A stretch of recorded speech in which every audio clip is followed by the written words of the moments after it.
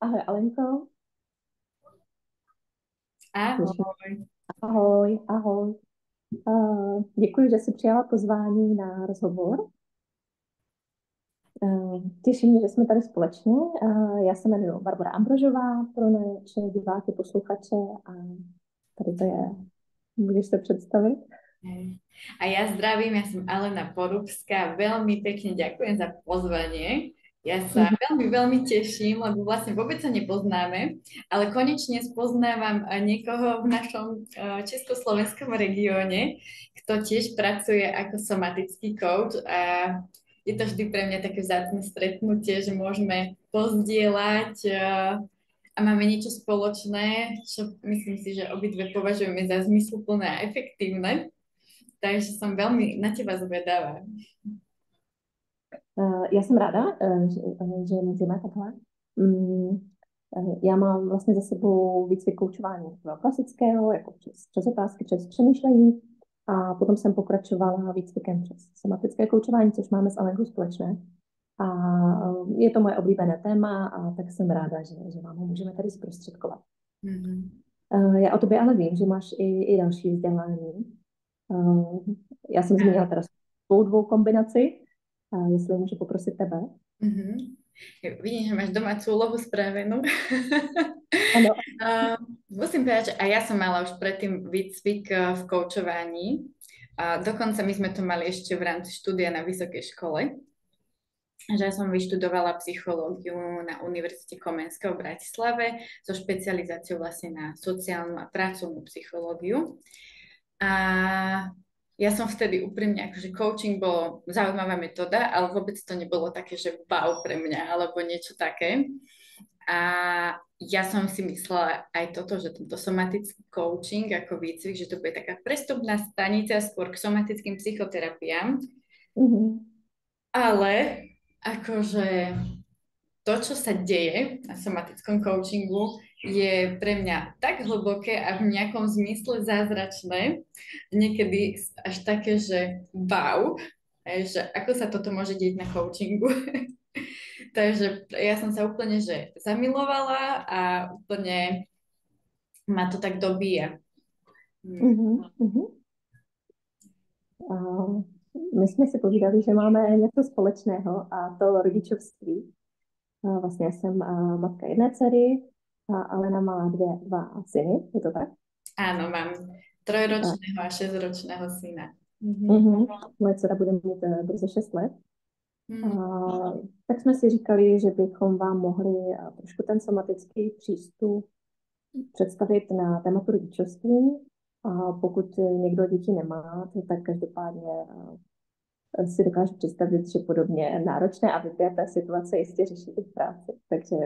Takže je to vlastně v podstatě rozhovor pro každého. Presne tak a navyše každý sme dieťa niekoho. Mm-hmm. Takže tie témy rodičovstva vždy dajú alebo dokreslia nejaký kontext nášho života.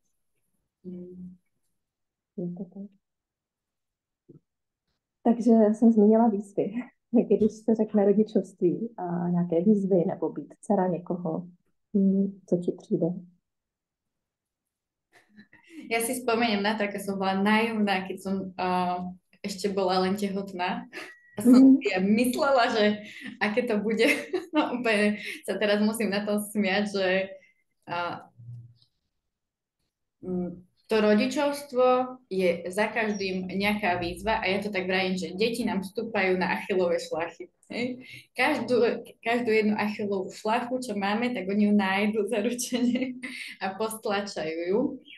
A pre mňa rodičovstvo je také, že jedna z tých životných situácií, kde ty sa môžeš rozhodnúť, že pôjdeš tou vyšlapanou cestou a zostaneš v tom, čo poznáš, alebo sa rozhodneš kvôli tým deťom a vďaka tomu, že oni ti dávajú tie podnety toho, že čo potrebuješ riešiť, tak sa rozhodneš to riešiť. A pre mňa to bolo osobne v živote naozaj, že veľký kus toho, prečo ja som sa rozhodla veľmi intenzívne na sebe zapracovať. Lebo som to chcela mať pre deti inak. A to si myslím, že som mala ešte také, by som povedala, v úvodzovkách priemerne lepšie detstvo, že som nemala žiadne zásadné veci v živote. Ale sú veci, ktoré som chcela mať pre vlastné deti inak a to bolo akož veľmi ťažké na tomto zapracovať. Vieš, lebo to, čo my sme zažili ako deti, tak v tom prirodzene ideme. Hej, že ja som sa raz tak zastavila, že čo som to aj povedala, veď toto bola veta, kde som počula svojich rodičov. Hej, a toto nie, ale ne, hej, tadiaľ to nechceme ísť. No, slyším tam to, co mám vlastně podobně já, že děti jsou taková naše motivace k tomu, aby jsme byli lepším člověkem, protože když je člověk jako sám za sebe, tak žije prostě sám se sebou, je na sebe zvyklý a nemá právě tu zpětnou vazbu. A děti jsou taková dobrá motivace, protože chceme pro ně to nejlepší a vidíme, že to, jak s nimi jsme, tak se vlastně odráží a máme dopad na ně. A já jsem to měla podobně, že taky jsem viděla, že třeba se nedokážu, byla jsem zvyklá podávat perfektní výkon v práci a chtěla jsem ho podávat i doma s dcerou a ten perfektní výkon prostě selhával na mých vlastních emocích a co se zrovna dělo. A nešlo mi to prostě vyřešit jenom hlavou, protože můžu si napsat akční plán, ale když přijdou emoce, tak ten akční plán nám je k ničemu, protože buď jsme v emocích, anebo jsme v hlavě. Takže to mě vedlo na tu cestu propojování se vlastně s tělem a pracovat si tady. Ja to dokonca tak vnímam, že nie sme buď v emóciách alebo v hlave, ale presne, že je to o tom prepájaní, že aby sme prepojili aj tie emócie, aj tú hlavu, aj to telo a v tom vzniká tá harmónia a v tom je ako keby tá sila toho, že takto to môžem zažívať, to je v poriadku, čo zažívam. Že sa to začne celé spájať. Či somatickým prístupom, alebo vďaka tomu, že spomalím. Že, ja tiež mám taký zážitok z tej práce, že som bola zvyknutá, že v práci mám pocit, že som mala oveľa väčšiu kontrolu nad výsledkom. Proste keď som makala, snažila som sa, tak sa tie výsledky dostavili. Že bolo tam oveľa menej takých premených, ktoré som nevedela ovplyvniť a aj presne, že oveľa menej tých emócií, lebo som si povedala, že OK, toto je práca, alebo že toto je kolega, toto nemáš doma. A ako náhle to máš doma a vlastne s deťmi, aspoň na začiatku si non-stop 24 hodín denne, tak to je masaker. Ja to volám, že rodičovstvo to je vojenský výcvik. Lebo reálne naozaj, že my ako rodičia máme zhoršený spánok, to hneď psychika dole.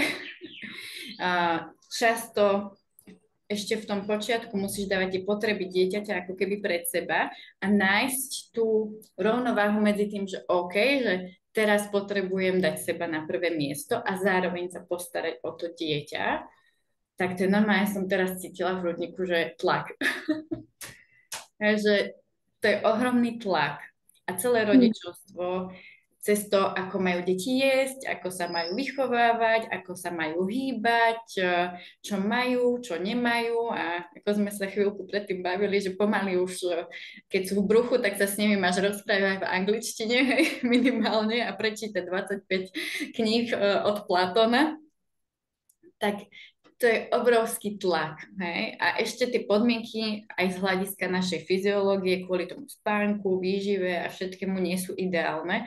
A zrazu ten výkon vlastne nemôžeme podať, lebo nedá sa.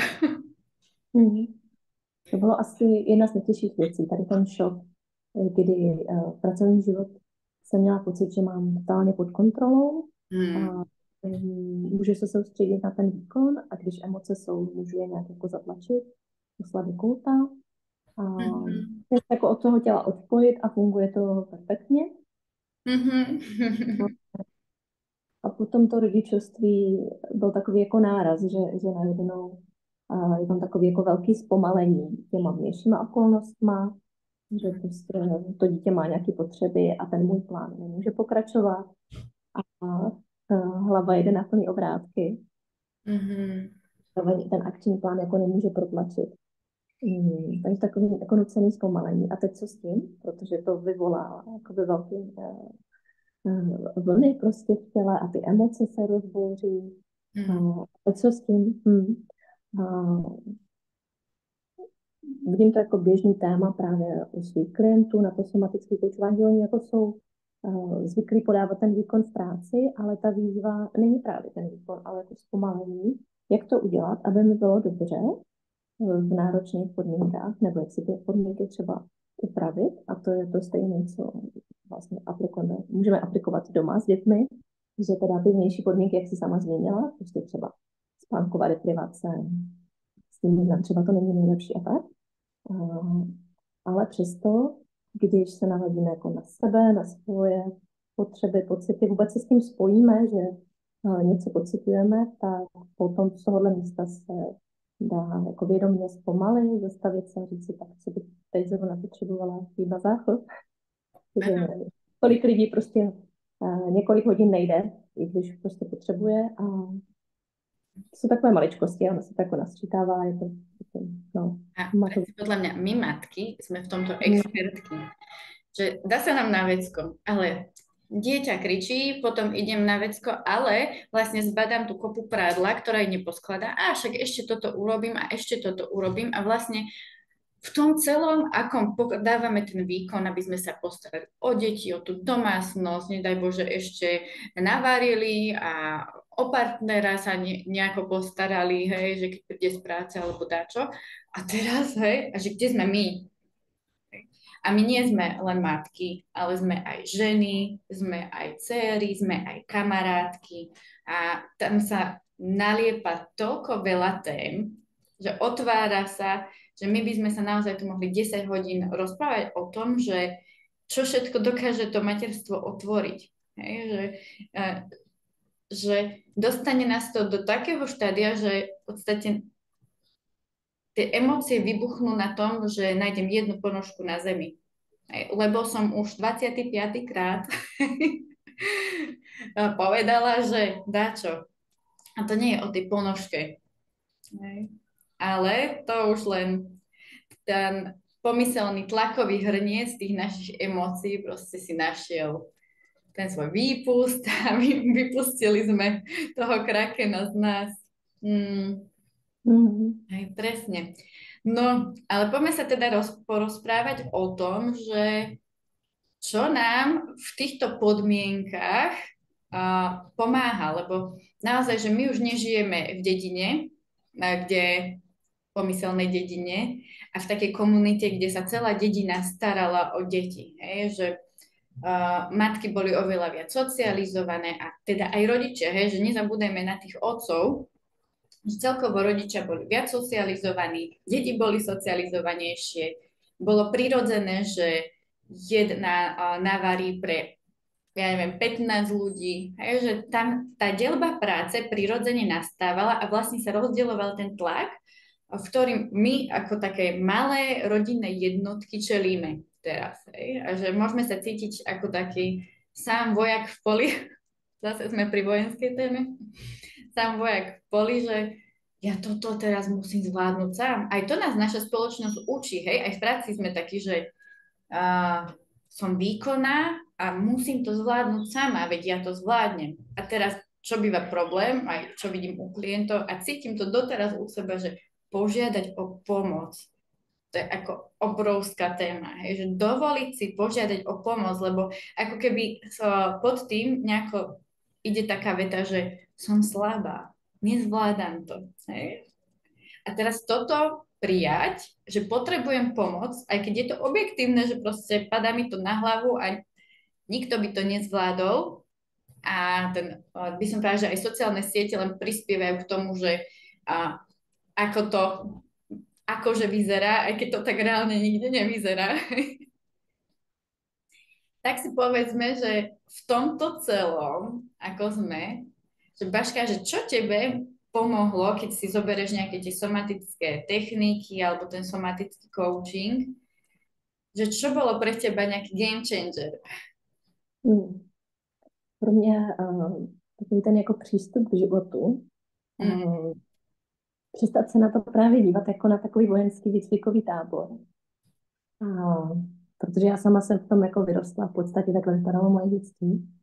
A,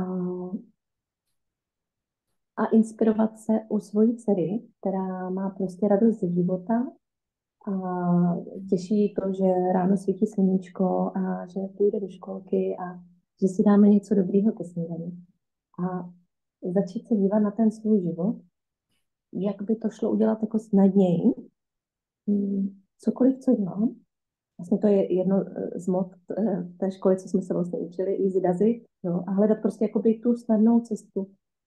To, co dělám, může být jakoby snadnější, jestli s tím víc můžu jako hrát, jak mě to může víc bavit, jako experimentovat. Je to vlastně protipol toho výkonu. Takže místo toho, abychom se zaměřili na to, aby to bylo jako perfektní, tak se zaměřit na to, jaký to je, jakoby na to bytí, na to prožívání a tak, aby to bylo jako snadný a bavilo nás to. Si krásne povedala, že aby to bylo snadný. Ja to volám, že uvoľniť sa do výkonu. Lebo áno, tá domácnosť skrátka potrebuje nejako fungovať, ale my by sme to často chceli mať ešte lepšie a tak a hen tak a máme nejakú predstavu, nejaké očakávania. A uvoľniť sa do toho, že vlastne nesplním vlastné očakávania, tak to je veľké. Můžu dát třeba konkrétní příklad. Byla jsem docela dlouho jako samoživitelka, tak prostě ty nároky jsou jako větší a zvolila jsem takový přístup, že jsme si prostě hráli s dcerou tou formou, že jsme spolu jako pracovali doma, protože já jsem tu práci potřebovala mít hotovou, zároveň jsem s ní chtěla být. Takže nám to trvalo třeba 2krát díl, protože jsme to dělali společně, ale užili jsme si u toho legraci a byli jsme spolu a je to vlastně to takový jako snadnější přístup, jak to udělat, ale nebyly tam ty perfektní výsledky teda, ale bylo to v duchu toho experimentování, dobře. Jak to udělat, aby nám v tom bylo dobře, aby si to cítilo v pohodě. Hledat jakoby nový způsoby toho bytí, což teda aplikovat i v práci. Dělám věci pořád stejným způsobem, jsem naštvaná, je to těžký, tak jak to udělat jakoby snadněji, aby si to jako víc užila, těšila se na to, bavilo mě to. Dá se to vlastně vždycky použít, jenom nejsme zvyklí na tady ten způsob uvažování. Jsme víc zvyklí většinově plnit nějaké ty rozkazy, příkazy, navyklý způsoby dělání, ale vždycky existuje těch způsobů spoustu. Áno.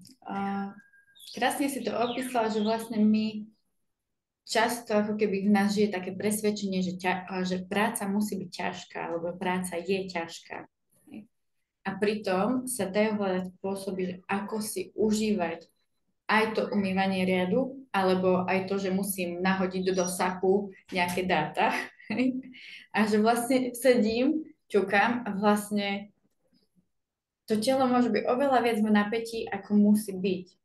My si ho často ako keby to napätie vytvárame sami. Třeba teďko pojďme jenom, když nás diváci poslouchají, pojďme si uvědomit, jestli prostě máme trošku zvednutá ramena, nakrčení jsme, můžeme se prostě jako povolit, uvolnit. Třeba si uvědomit, jak sedíme, jestli třeba nemáme přesezenou nohu, třeba ve zvyku, jo, nebo nohu přes nohu, nebo jak vlastně ty nohy tam máme, aby jsme se pořádně opřeli, využili opěrku, kterou máme, jo. Nadechnout se, vydechnout, aby jsme to tady neměli stlačený. Jenom takový vlastně hlouposti v uvozovkách, tak dělají velký vliv. Áno, takto párkrát za deň si len uvedomiť, že ako sa mám. Klidně zavřít oči, prostě nikdo nás nezavraždí, nádech, výdech, jo. Ano, to je dobré, nikto nás nezavraždí. Prostě nejde o život, ale často se během dne právě ocitáme tady v tom modu, že nám že to je jako o přežití, ale ve skutečnosti to tak není a je to jenom vlastně vnímání toho našeho nervového systému. Mm. Hmm. Poďme pozvať našich sledovateľov k experimentu. Tak ako sedíte pri obrazovkách alebo čokoľvek robíte, tak sa len tak zastavte. Robte jeden nádych, jeden výdych. A len si všimnite, či vaše telo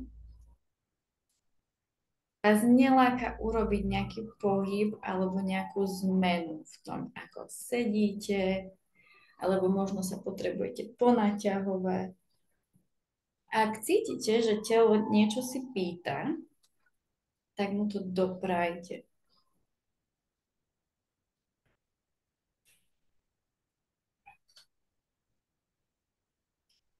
A tak ako ste,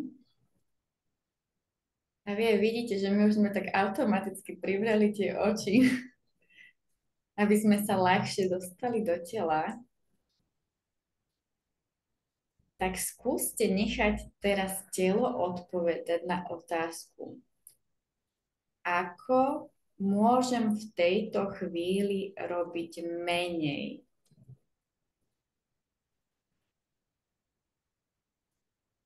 Ako môžem v tejto chvíli robiť menej?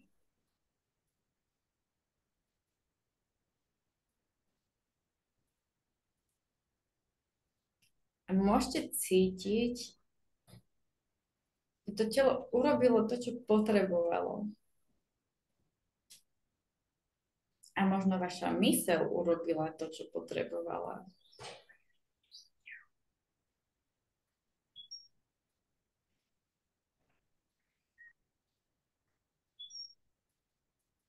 A túto otázku si môžete položiť kedykoľvek počas dňa. A môžete si ju položiť aj v práci, ako môžete robiť menej. Lebo nejde o to robiť veľa, ale robiť tak, že smart, robiť efektívne. Dosahovať to, čo potrebujeme, tak, aby sme sa aj pri tom cítili dobre. Aby nás to bavilo, že ako tie deti, čo nás učia. No a hneď sa cítim lepšie. Baška, ako ty teraz? Jsem se uvolnější, že se můžu konečně nadechnout a vlastně ten začátek rozhovoru pro mě byl stresový, že děláme něco nového, vlastně se to dá s náma. A teď jsem se dokázala jako hezky uvolnit, o nic právě nejde. A cítím, že jsem se jako celkově jako sklidnila a zpomalila, že ty myšlenky jakoby běží pomaleji. Ja milujem, že jeden môj klient, čo má ADHD, teraz sám prišiel s tým, že som spomalil, som zrýchlil. A to je tak veľké a pravdivé. A už keď ti to naozaj povie klient z ADHD, tak to musí byť pravda, hej?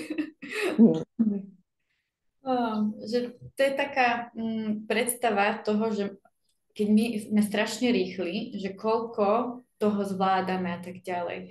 Ale vlastne my keď spomalíme, tak my často vieme robiť efektívnejšie, vieme ľahšie prioritizovať, získame ten nadhľad a sme menej chyboví hlavne.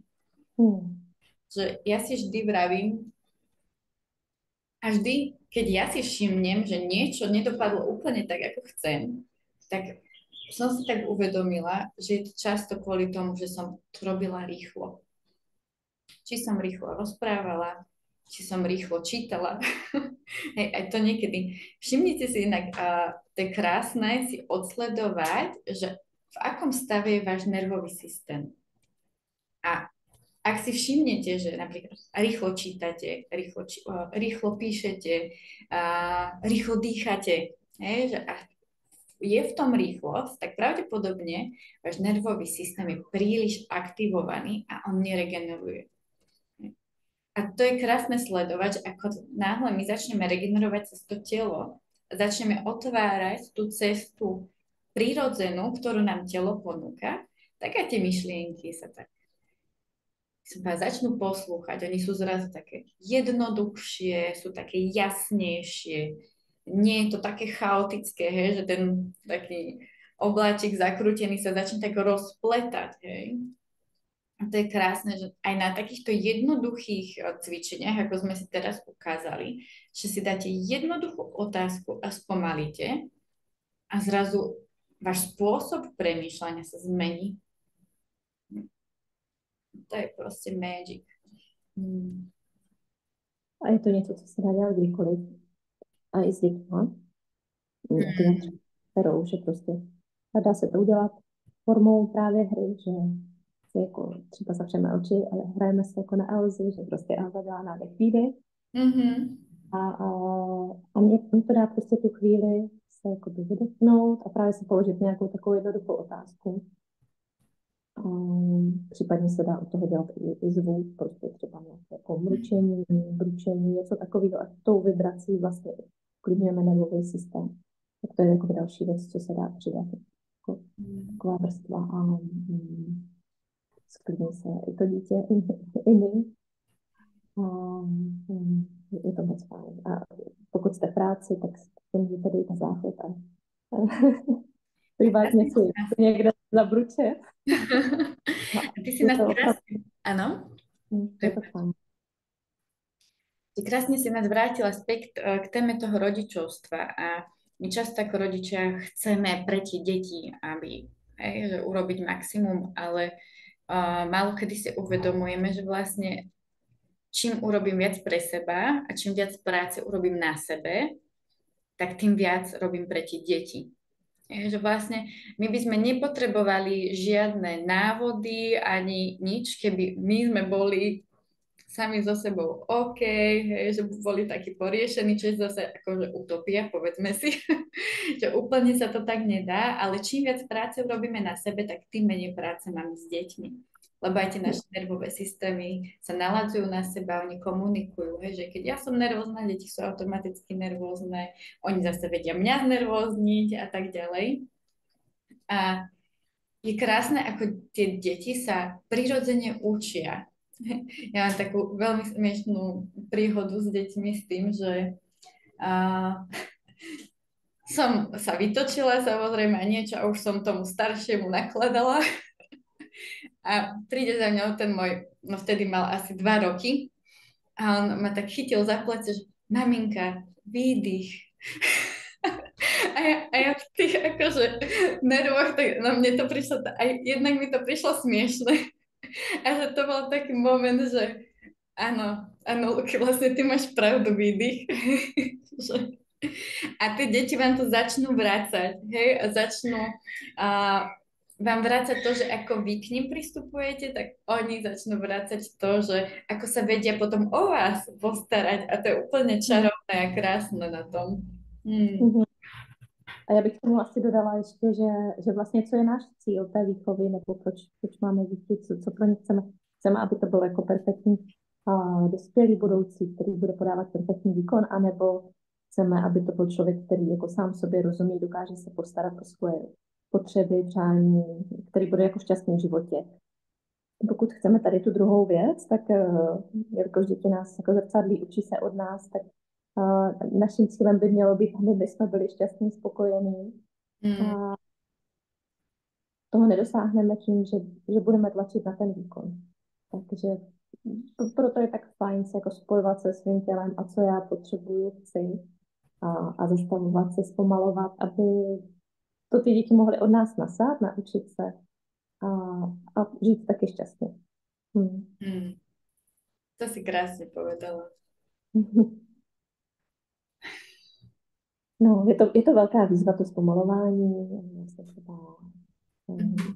Některý moji klienti jediný čas během dne, kdy se jako odpočinou, opravdu se zastaví, klidně si i u toho třeba lehnou, jsou ty naše sezení, protože neprobíhá to tak, že právě sedíme jako vojensky, ale je potřeba, aby se člověk uvolnil, aby mu bylo dobře, takže někdo si k tomu klidně i lehne, když to děláme.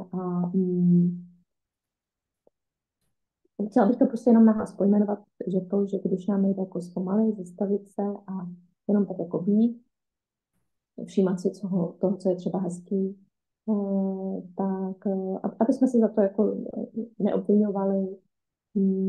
Společnost je tak jako nastavená a je to prostě opravdu výzva tady toho být schopný. Takže můžete to zkoušet, můžete si klidně na to zavolat i nějaké pomocníka, třeba dnes Alenkou jako děláme tady to somatické provázení, somatické koučování, takže určitě nás můžete taky oslovit, pokud jsme vám byli nějak sympatický. To je vlastně to nejdůležitější, aby člověk jako rezonoval s tím člověkem, kterému budeme jako svěřovat nějaké svoje věci nebo se s ním jako vůbec povídat. To je ten nejdůležitější faktor úspěchu. Takže jsem chtěla tohle nahlas pojmenovat, že to, že nám to jako samo od sebe nejde, je vlastně normální. A aby se člověk jako nestyděl si prostě říct o pomoc, že mu ten výkon jde perfektně, ale to zpomalení mu jako nejde a tím pádem ten dlouhodobě udržitelný, šťastný způsob života mu nejde. Tak to nebrat jako selhání, prostě je to, jak to je. A když to přijmu, tak s tím můžu něco dělat a jedna z možností je třeba se somaticky provázet, ale těch možností je řada. Tak to je jenom jedna z nich. Presne, že ten somatický coaching nám vie dať mnoho aj do rodičovstva, aj do tej práce. A úplne ten základ v tom spomalení je, že my vlastne sa učíme byť prítomní. Aby som fyzicky nebola s tými deťmi a zároveň hlavou som v práci, alebo naopak, že som v práci a som hlavou s deťmi. Že to sú obidve situácie, ktoré podľa mňa každý do nejakej miery poznáme a že naozaj, aby sme plne vedeli byť prítomní, sústredili sa, podám ten optimálny výkon v práci a potom idem domov a som schopná byť prítomná s tými deťmi. Lebo čo je najväčší dar, čo my môžeme dať blízkym, je naša prítomnosť a nie len tá fyzická, ale tá mentálna. A to v tom zrýchlení úplne nejde.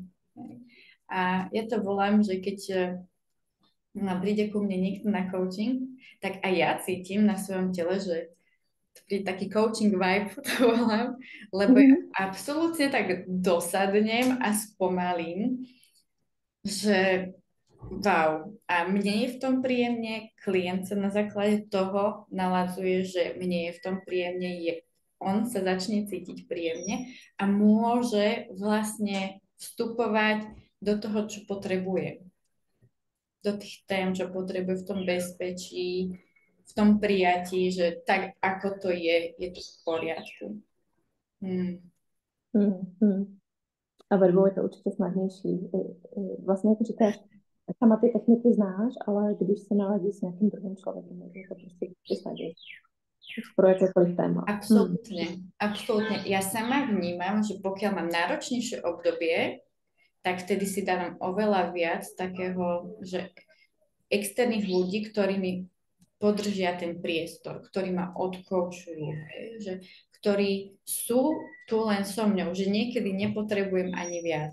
A niekedy to môže byť nejaký dobrý priateľ, niekedy je to coach, niekedy je to mentor, niekedy je to psychoterapeut, že závisí vlastne aj od vašej preferencie, od toho, že komu dôverujete. A naozaj to, čo si Baška povedala, že pre mňa kľúčové je, že taká subjektívna dôvera voči tomu človeku a to, že sa máte tú dôveru, že sa tam môžete uvoľniť a byť taký, aký ste. Ano, jeden známý mi povídal, že vlastně jaký to má smysl chodit třeba na psychoterapii, pokud nejsem schopný jako se otevřít a sdílet to, co opravdu prožívám, co si myslím, protože tomu člověku nedůvěřuju, tak vlastně vyhazuju peníze, protože to si můžu hrát na někoho jiného, kdo nejsem zadarmo. Nemusím to platit. No. Takže chcete určitě odvahu a zároveň je to důležitý téma, protože když jsme odpojení od svého těla, tak nemáme takovou tu brzdu, tu pojistku, která z hlediska jako zdraví, protože hlava samotná dokáže jako uletět, ustřelit nás úplně někam. někam daleko, když si představíme stroj, který prostě se roztáčí na vyšší a vyšší otáčky, tak pokud by tam nebyla nějaký to brzdící zařízení, tak se prostě úplně odvaří. A to je to, co se děje řadě lidem, když potom práce jako vyhoří, protože jako nevnímají svoje tělo, že jsou třeba unavení, třeba v noci už nemůžou spát, ale stejně tomu jako třeba nevěnují pozornost. Tak je to důležitý téma. Není to jenom taková jako hezká věc, jo, tak jako zpomalím se, budu v přítomnosti, je to takový jako fancy, prostě to teďko mluví, ale je to životně důležitý téma, aby jsme dokázali být dlouho vlastně zdraví. A